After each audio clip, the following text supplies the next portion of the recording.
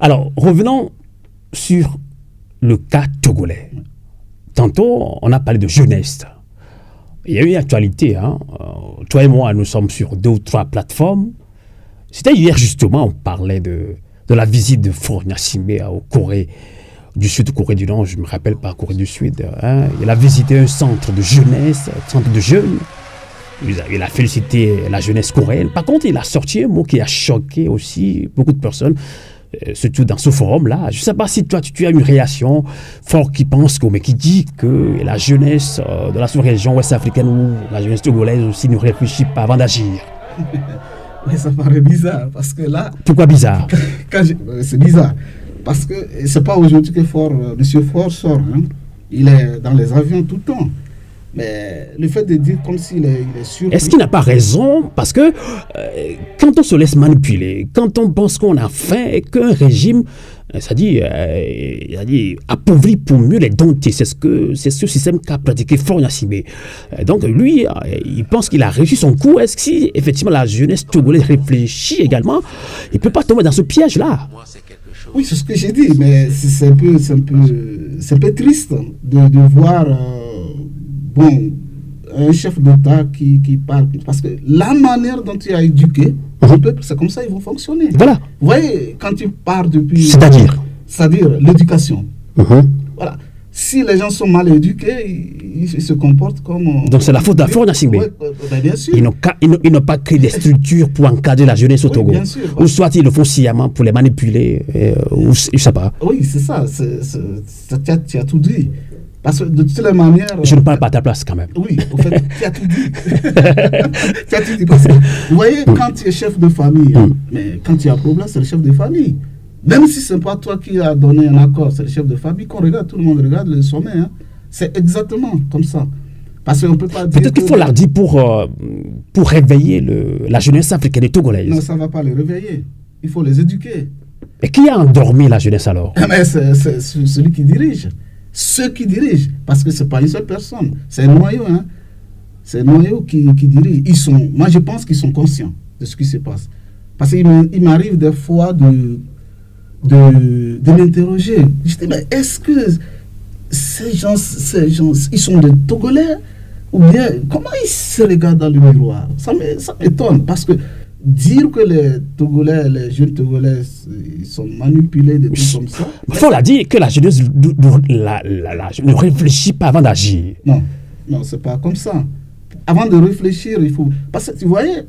Pourtant, il y a une jeunesse très intelligente au Togo. Bien sûr, mais il faut une structure, il faut les encadrer.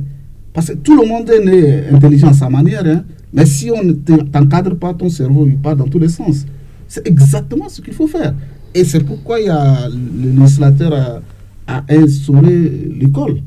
C'est l'école qui instruit, c'est ça qui encadre. Et donc, pour encadrer les Togolais comme ce qu'on veut, ça doit passer par l'école. Parler de la politique, éduquer déjà un enfant. Mais quand il mange la peau de banane, on ne la met pas dehors. Ça reste dans la tête. Et l'enfant éduquera ses parents à la maison, ceux qui sont... entre griffes qui ne sont pas allés loin à l'école. En affirmant ça devant la communauté internationale, puisque la Corée du Sud, ça circule sur les réseaux sociaux abondamment, vous pensez que c'est insulter l'intelligence de la jeunesse africaine et togolaise? Moi, je pense que c'est ça. Il n'y a pas d'autre chose. C'est insulter en l'occurrence les Togolais. Mais on est meilleurs ici, les Togolais qui sont partout ici.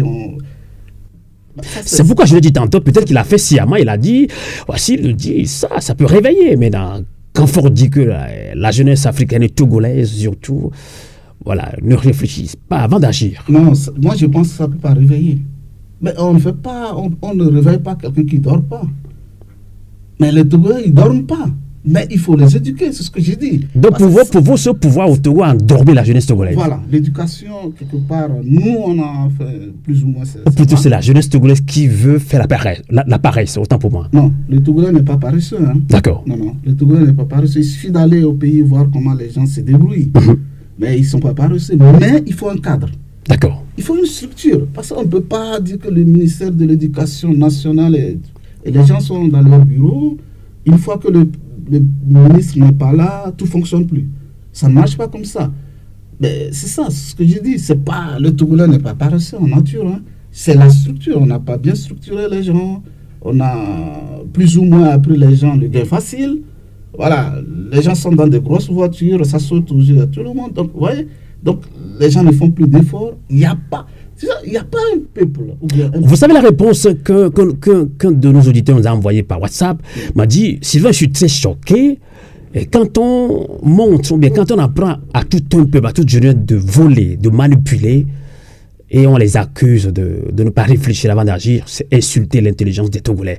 Puisque lors de ces élections législatives, c'est la jeunesse togolaise qui a été mobilisée pour brimer, pour voler, pour unir. Oui.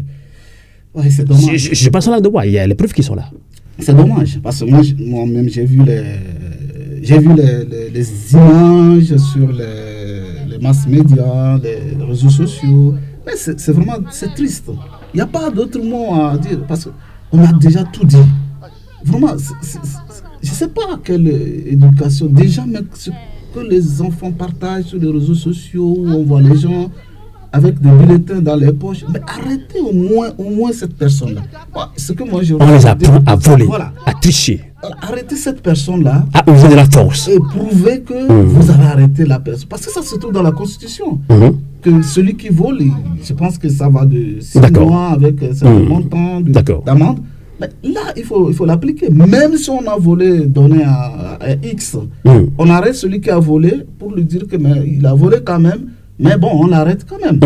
Ça, au moins, ça, c'est du moral. D'accord. On va conclure cet entretien exclusif, mais on rappelle qu'on va prendre au moins 5 minutes pour parler un petit peu en Mina, puisque tu es Tim, mais tu comprends bien le Mina. Bravo. Et on va quand même parler un peu en Mina et en Tim pour nous dire que nous sommes des vrais Africains. Alors, pour conclure en français, 1 minute, comment arriver à une lutte de libération après tout ce qu'on vit au Togo? Oui, bon, la dictature qui s'enracine. Disons que ce que moi je pense personnellement, il faut avoir une tête froide et revoir où est-ce qu'on a échoué. Vous voyez? Où est-ce qu'on a échoué et comment le corriger. Les solutions, il y a des solutions. Mais il ne faut pas aller trop loin aussi pour chercher des solutions. Elles sont là, les solutions sous nos pieds. Il ne faut pas trop réfléchir, mais à tête froide. Parce que ce que j'ai dit, ce n'est pas ceux qui sont membres aussi de partis au pouvoir, ils en souffrent. Parce qu'on vit quotidiennement avec eux. Hein. On sait, les gens, quand on interroge tout... Quand on parle de libération, y compris l'armée aussi, voilà, qui est aussi... qui est emprisonné d'une autre manière. Avant d'être militaire, on est civil. Et quand on me dit que Sylvain, l'armée elle-même, elle a besoin d'être libérée. Bien sûr. Parce qu'on se dit l'armée, c'est le corps muette, ou bien c'est ce qui parle pas assez. La grande muette. Voilà. Mais ils ont besoin, parce qu'ils aussi vivent le cas, parce qu'ils n'arrivent pas. S'il y a un seul militaire dans la famille qui nourrit toute la famille, le gars n'a plus de vie. Vous voyez? Donc, ils ont besoin, tout le monde, tout Togolais a besoin de libération. Même, je pense même que dans le régime, même les caciques du régime ont besoin de la libération. Parce que c'est parce que les gens sont en groupe qui n'arrivent pas à parler. Il suffit de voir les partis politiques, entre griffes, qui ont voulu changer la direction du président. Vous voyez comment ça s'éclate. C'est la même chose dans le régime RPT et IMIR. Hein. Il suffit que Ford dit aujourd'hui, bon, je me recule. Voilà. Les gens vont se sentir manger là-bas. Et ça va se disloquer. D'accord. Voilà. Donc, du coup, pour cette lutte, ou bien on peut dire cette libération, je pense qu'il faut analyser les choses à tête froide. Parce que tout le monde est impliqué. Si le Togo va bien, nous, on ne va pas à tout temps envoyer 50 francs, 100 francs. Donc, du coup, il faut vraiment analyser ça. Tout le monde doit impliquer tout le monde. Essayer d'expliquer les gens le bien fondé de la chose. Ce n'est pas le va-t-en-guerre. On veut le bien-être de notre population. Parce que ça va pour tout le monde.